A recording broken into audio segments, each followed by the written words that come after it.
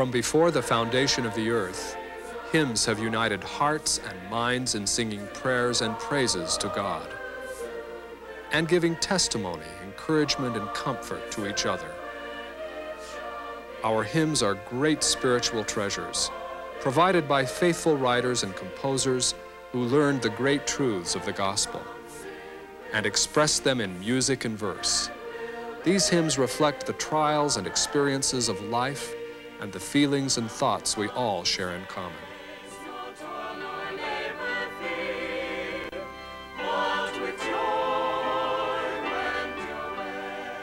Those who conduct singing can share this great musical heritage with those they lead and unite them in common expressions of love and devotion to our Father in heaven.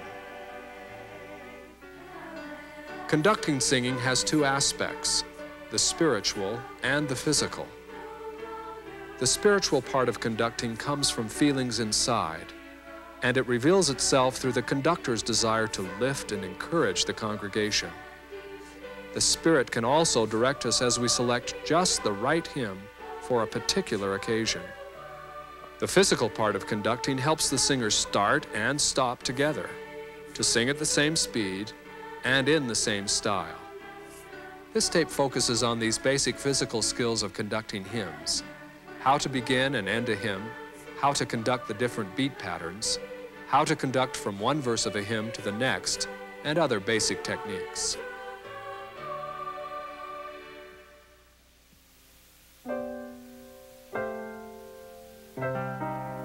Learning the physical skills of conducting is like learning to play the piano. At first, progress seems to come very slowly.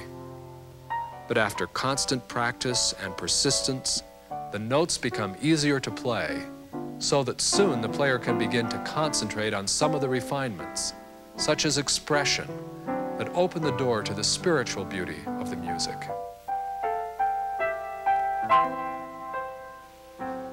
Just as a young pianist needs to practice, so you need to practice your musical skills. As you work to learn and practice the basic conducting patterns and techniques, you'll find them easier to do.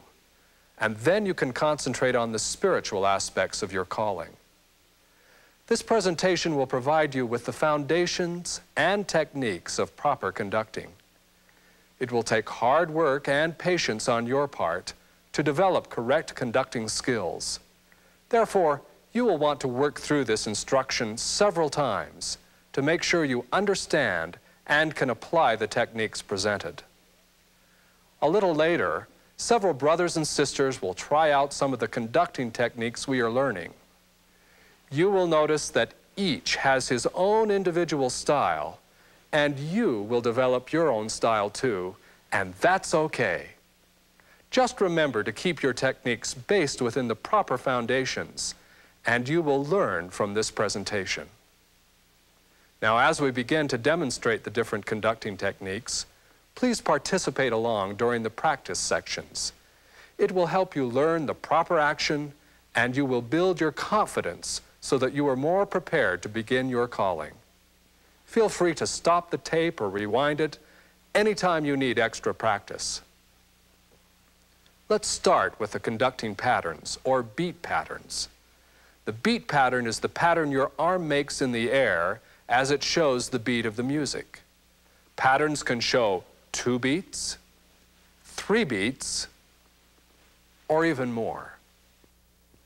Take a look at your hymn book. Most of the hymns in it can be conducted with a 2, 3, or a 4-beat pattern.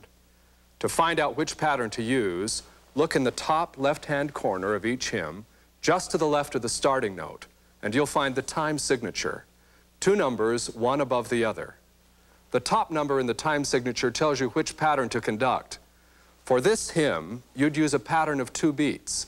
If the top number is 3, you'd use a pattern with 3 beats in it. And if the top number is 4, you'd use a pattern with 4 beats. Let's start with the 2-beat pattern. It looks like this. The first stroke of the arm is down, bouncing slightly out, and the second is back in and up. These 2 strokes are called the downbeat and the upbeat. An easy way to learn the beat pattern is to stand in front of a chalkboard or a large piece of paper and draw it with a piece of chalk or a marker. Down, up. Be sure to draw a pattern in the size and position that is comfortable to you. Now let's try conducting the 2-beat pattern. Keep your hand close to the lines and just let the beat fall easily and bounce at the bottom. Ready? Down, up, down, up. 1, 2. 1, 2. Good. Stop for a minute. Make sure your wrist is held straight as you conduct. A slight bend on the beat is okay, but don't let it flop. Also be careful of flapping elbows. Hold your elbows still out from your side in a comfortable position. And by the way, good posture is always important. Be comfortable, but stand tall. Now with all of that in mind, let's try it again. Ready? Down, up, down, up. 1, 2. 1, 2. Good. Before we go on, look at my hand for a minute. Notice that it looks best with the palm and fingers relaxed. A baton could be held in this hand position just by curling the fingers around it. You can practice with or without a baton, and whether you use one or not depends on your personal preference and the size of the group. A baton is especially good for large groups, but is seldom necessary. Now that you know the 2-beat pattern, let's get ready to conduct a hymn. A piece of music is divided into little units called measures. A measure is divided by bar lines. The downbeat or downstroke of the conducting pattern always comes on the first beat of each measure, right after the bar line. In this measure, the downbeat comes here. And in this measure here is the downbeat. This downbeat is the strongest beat of the measure. In the hymn, Count Your Blessings, the downbeat should fall on these words. When upon life's billows you are tempest tossed, when you are discouraged, thinking all is lost. Can you feel the downbeats? Clap them with me as we continue the hymn. Clap, clap, clap, clap. Down, down, down, down.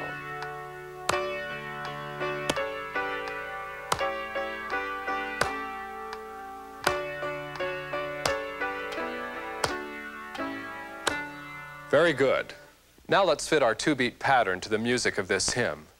The very bottom of your downstroke, or downbeat, is the actual point where the first beat in each measure occurs. You can make a little bounce there to emphasize it. As the introduction to each hymn begins, think down, up, down, up. Begin.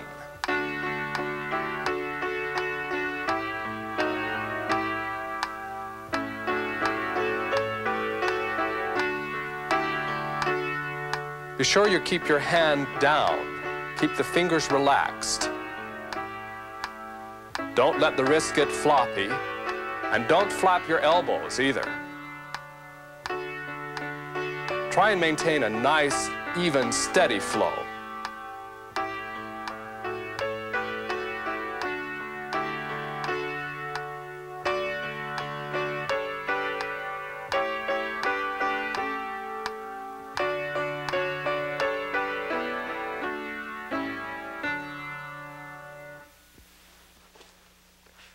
We're ready to try leading another hymn.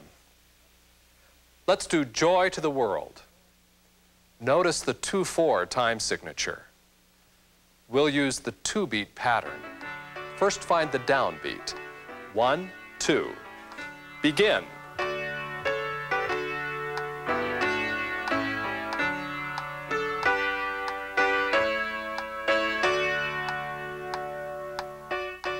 As you practice, try looking away from the screen to see if you can keep your pattern going with the music.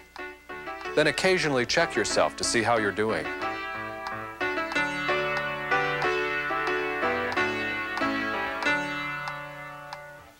If you want to stop or rewind the tape for further practice, please do so. Now let's go to the 3-beat pattern. It has 3 strokes: down, out to the side, and back up, where we begin the pattern again.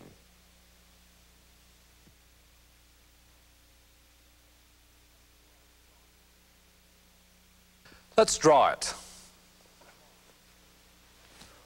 1, 2, 3. Let's practice this pattern a few times. Ready? Down, out, up. Down, out, up.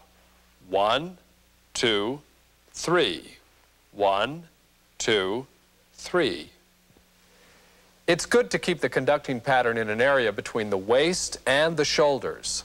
Not too large or too small, and if it's too low or too high, it looks awkward and uncomfortable. With that in mind, let's conduct 4 more practice patterns. Ready? Down, out, up. Down, out, up. 1, 2, 3. 1, 2, 3. Let's apply that to a hymn. Come Follow Me requires a 3-beat pattern. Let's conduct that hymn together. Begin with the downbeat and continue the pattern. During the introduction, think down, out, up. Down, out, up.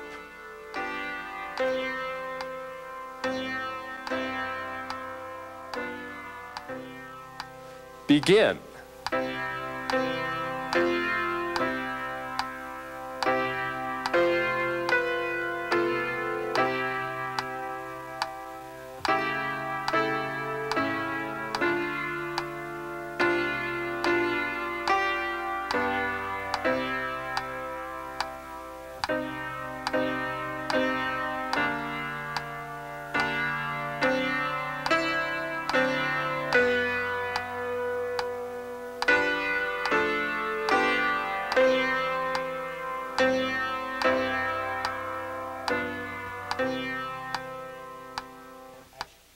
Sweet Is the Work also has a 3/4 time signature.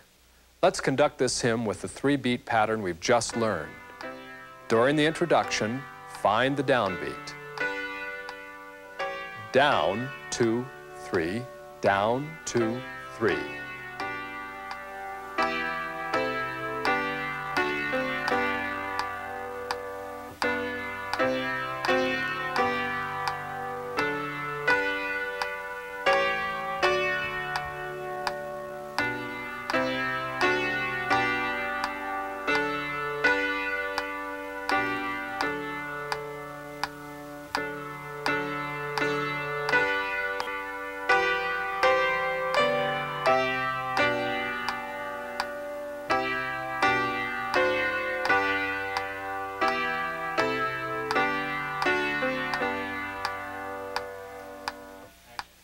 If you need more practice, stop the tape or rewind it to the beginning of the hymns you want to practice. The 4-beat pattern has 4 strokes. The first beat is down, the second in and to the left, the third out and to the right, and the fourth back up to the beginning of the pattern. Down, left, right, up. Down, left, right, up. Down, left, right, up. Now to draw it. Stroke 1 is the downbeat. 2 is in, 3 is out, and 4 is back up. Let's practice that pattern together about 4 times. Ready? Down, in, out, up. Down, in, out, up. 1, 2, 3, 4. 1, 2, 3, 4. Try to keep your pattern simple. it's tempting to make turns a bit fancy and flowery. Of course, you don't want the beats to be stiff or mechanical either, but avoid unnecessary movements that might distract. Let's practice 4 more measures. Ready? Down, in, out, up. Down, in, out, up. 1, 2, 3, 4. 1, 2, 3, 4. That's fine. Now we're ready to conduct a hymn with a 4/4 time signature. This time, let's add a congregation. Try and feel the downbeats. Down, 2, 3, 4. Down, 2, 3, begin.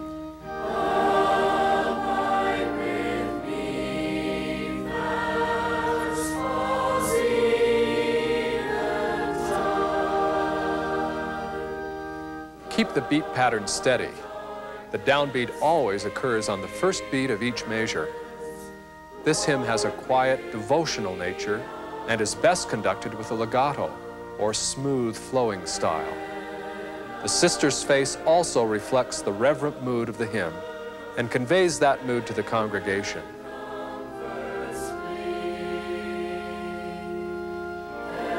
As you begin the next verse of Abide With Me, try using a smooth legato style to reflect the faith expressed in the words.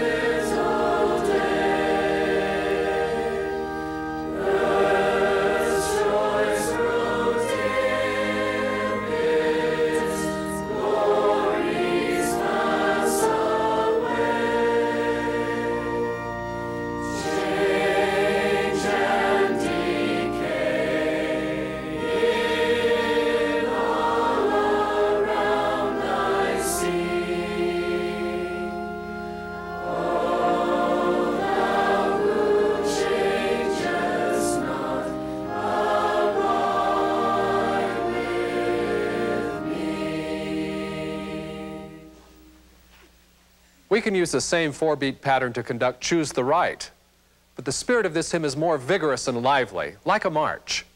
Let the beat pattern show this mood through vigorous and accented movements.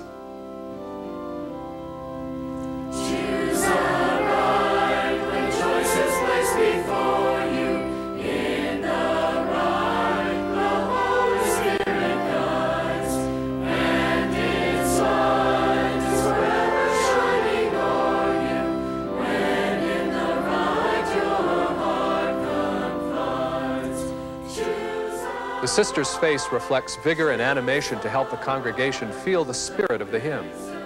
As you direct the next verse, concentrate on using this more vigorous, marked style and let your face show enthusiasm. Being familiar with the message and even memorizing the words helps you to feel the spirit of the hymns.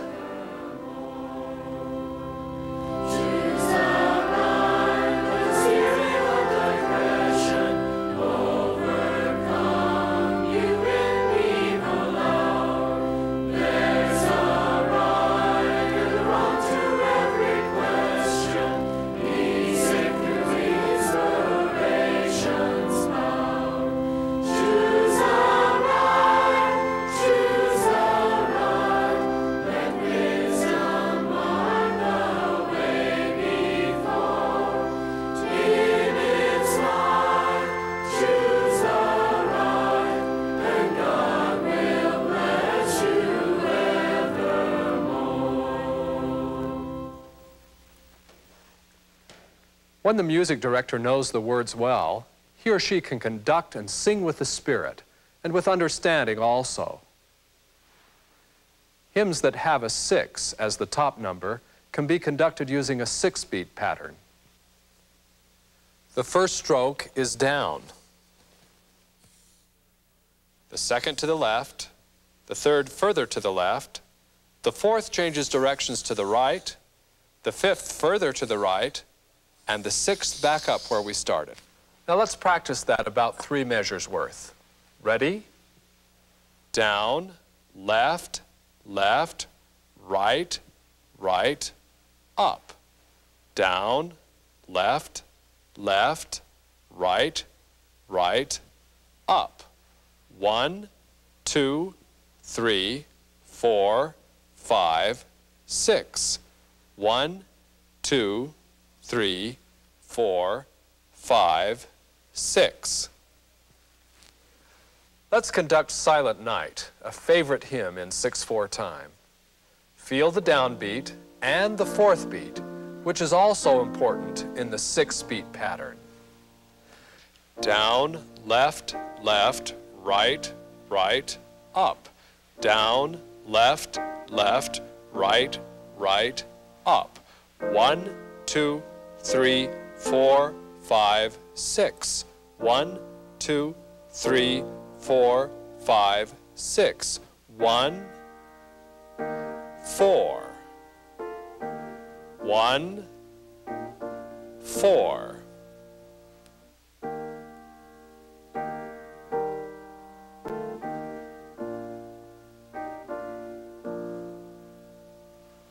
Down, left, left, right, right, up. 1, 2, 3, 4, 5, 6.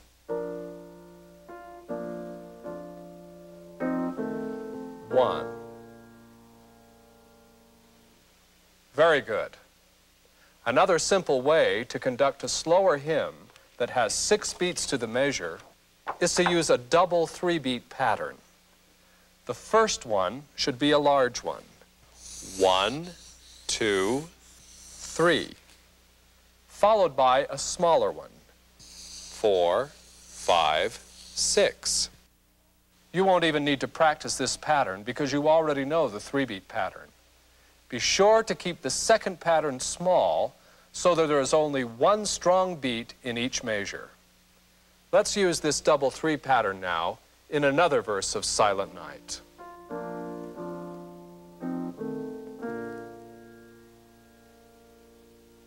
Down, right, up. Down, right, up. Down, right, up. Down, right, up. 1, 2, 3, 4, 5, 6. 1, 2, 3, 4, 5, 6. 1, 4. 1, 4.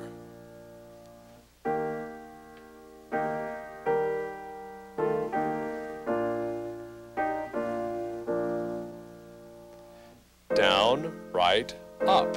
Down, right, up. Down, right, up.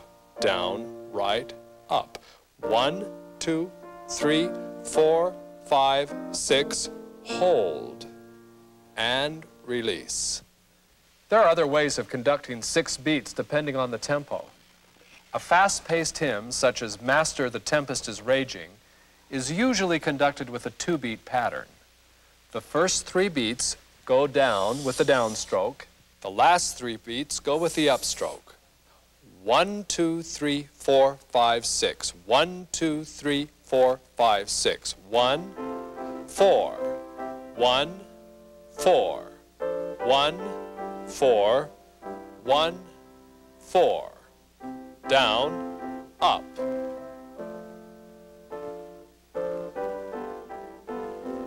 Hold. Suppose you feel a tempo that seems too slow for a 2-beat pattern, yet too fast for a complete 6-beat pattern. You might feel comfortable conducting such a tempo with this next pattern. Visualize a 4-beat pattern. Conduct beats 1 and 2 by pausing at the bottom of the downbeat like this. 1, 2, move to the left for beat 3, and over to the right and pause for beats 4 and 5, and back up to the top for beat 6. Let me show you what I mean. 1, 2, 3, 4, 5, 6. 1, 2, 3, 4, 5, 6. 1, 2, 3, 4, 5, 6. Let's go back to Silent Night and use this modified pattern as we increase the tempo a little bit. Join along. 1, 2, 3, 4, 5, 6. 1, 2, 3, 4, 5, 6. 1, 2, 3, 4, 5, 6. 1, 4. 1, 4.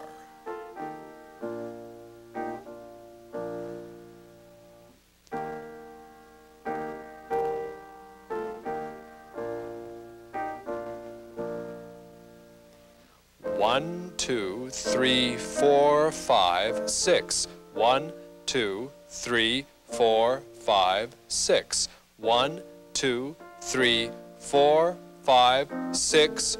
Hold. Perhaps this pattern may be helpful to you. The hymn book includes a section on the standard beat patterns. All the patterns we've learned and practiced are illustrated in the hymn book. The church also has other materials on conducting that are available to you through church distribution centers. In addition, your ward and stake music leaders can be very helpful to you. If you would like to practice the beat patterns we've learned, now is a good time to stop and rewind the tape. As a conductor, one of your jobs is to get everyone to start a hymn together. You do this through a signal called the preparatory beat. Let's call it the cue beat. This beat is an arm motion that tells the congregation that the hymn is beginning and gives them a chance to take a breath. It happens on an imaginary beat just before the first beat of a hymn. For example, if the hymn begins on count 1, which is the downbeat of a 3-beat hymn, the cue beat is given on an imaginary count 3 or upbeat. Notice that the cue beat is conducted in the smooth or legato style of this hymn. To give the cue beat, raise your arm moderately high for several counts before the hymn begins. Then, when the introduction ends, give the cue beat and begin conducting. Think 1, 2, cue. 1, 2, 3, down, 2, 3, down, 2, 3. Now watch again and try it along with the conductor. Your arm goes up. Ready, 2, cue. Down, 2, 3, 1, 2, 3, 1, 2, 3, 1, 2, 3. Notice the time signature and the beginning measure of how great the wisdom and the love. It is not a full measure, but rather just one note. This note is like the last or third count of the measure. When a hymn begins on count 3 like this one does, the cue beat is on 2, the beat that moves out to the side. Let's watch as this brother begins, "How Great the Wisdom and the Love." He raises his arms several counts early, then 1, out, 3. 1, 2, 3. 1, 2, 3.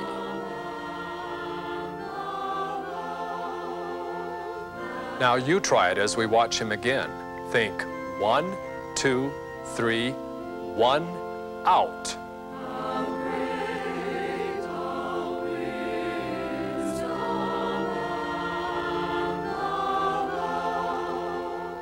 Look at the time signature in the beginning measure.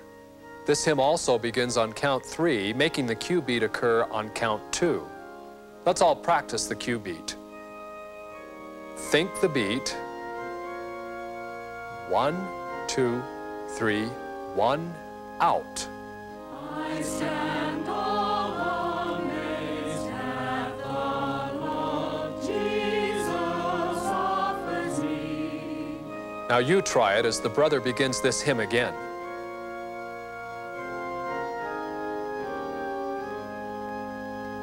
I stand all amazed at the love Jesus offers me. Did you do it right? This is a good place to rewind the tape and to try it again. Another important part of conducting is the ability to hold a beat, to create a pause in the music. This is a fermata, or hold. It tells you to hold or to extend the note just below it. Show this by holding your pattern a little on the fermata, then doing a cue or a preparatory beat for the next count, and continuing on with the pattern.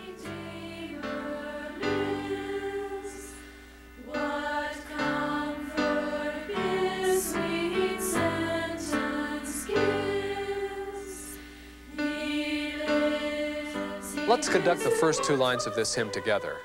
It's a 4-beat pattern, and the hymn begins on the 4th count, the upbeat. How do we begin the hymn? The cue beat will be on count 3, the beat that moves out to the side. On what count do we hold the fermatas? Both fermatas are held on count 3. We'll begin with an introduction. Think of the downbeat. 1, 2, cue. 4, 1, 2, 3, 4, 1, 2, hold.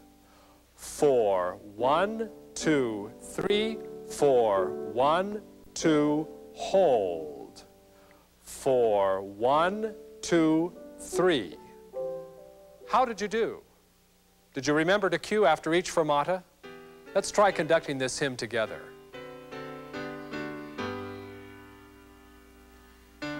1, 2, 3, 4, 1, 2, hold. 4, 1, 2, 3, 4, 1, 2, hold. 4, 1, 2, 3. Did you do it right? Take the time to rewind the tape and do it again.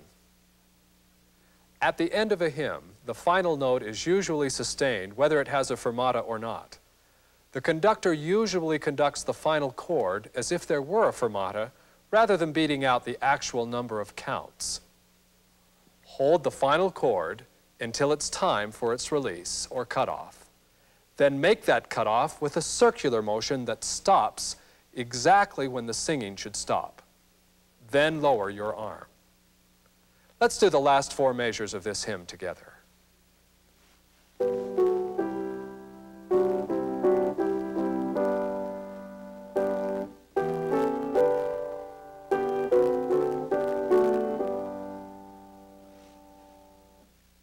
Very good. Now let's try the last line of verse 4 along with this sister. Remember, the last note is held for 3 counts.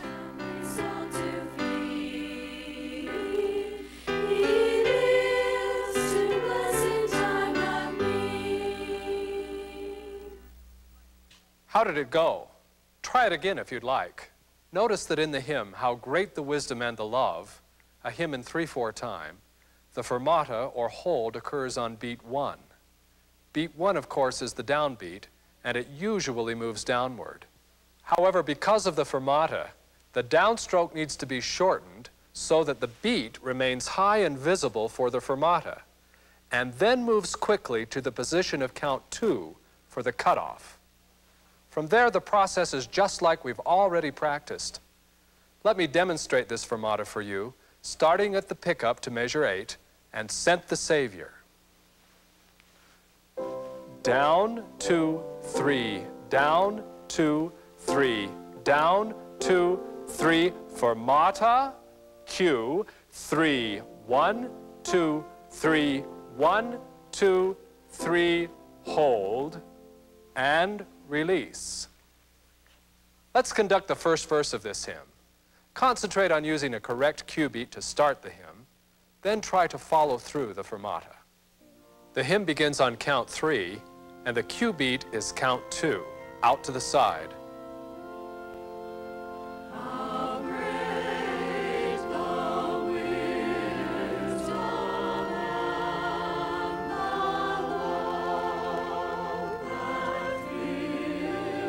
fill the courts on high. Get ready. Here comes the fermata.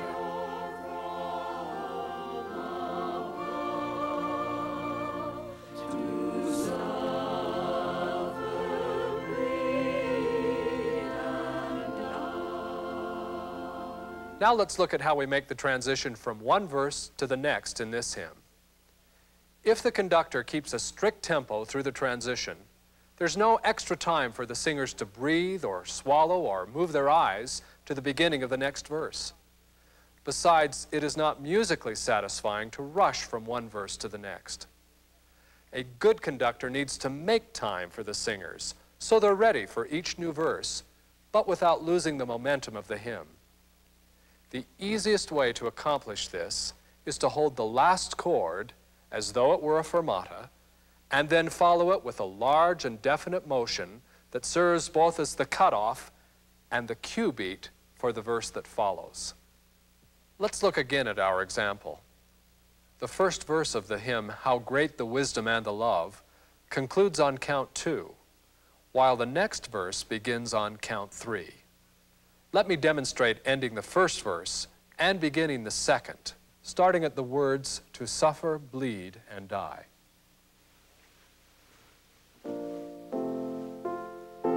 One, two, three, hold. And 1, 2, 3, 1, 2, 3, 1, 2, 3, 1. Did you notice how we slowed the tempo without breaking the momentum? Let's try it together again. And 1, 2, 3, 1, 2, 3, 1. 3, 1, 2, 3, 1, 2, 3, 1, 2, 3, 1. If necessary, please rewind the tape and rehearse this important process again until it is easy for you.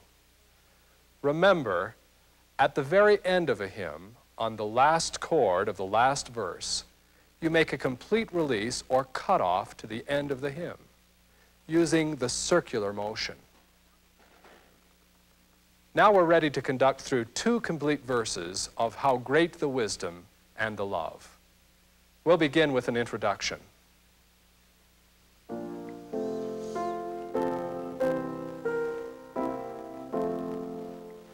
Three, 1, 1, 1, 2, 3, 1, 3, 1, down, down, 1, 1, 1, 2, 3, hold, and 1, 2, 3, 1, 2, 3, hold.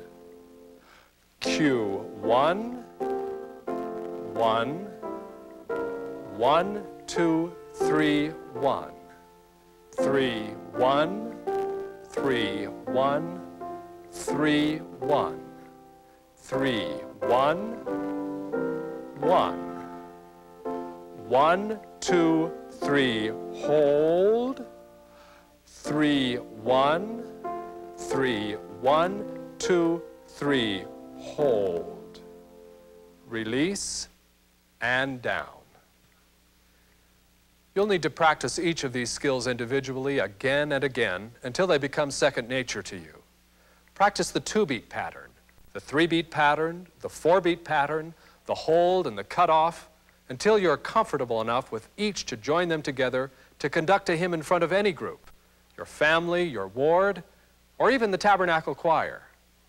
Now for your final exam, follow me.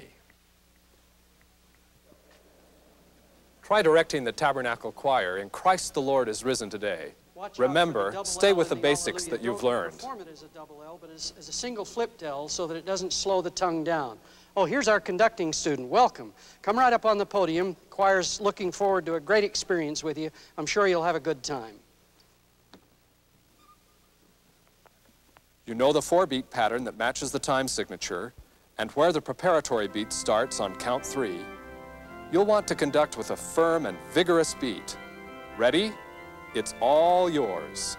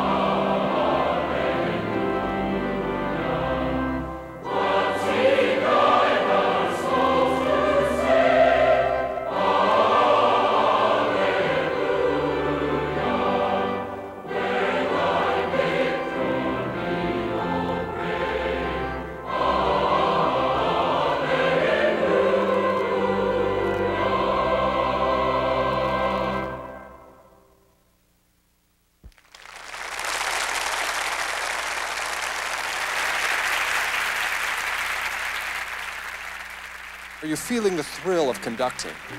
The thrill of becoming part of the music itself? May the Lord bless you as you unite your brothers and sisters in singing praises to Him.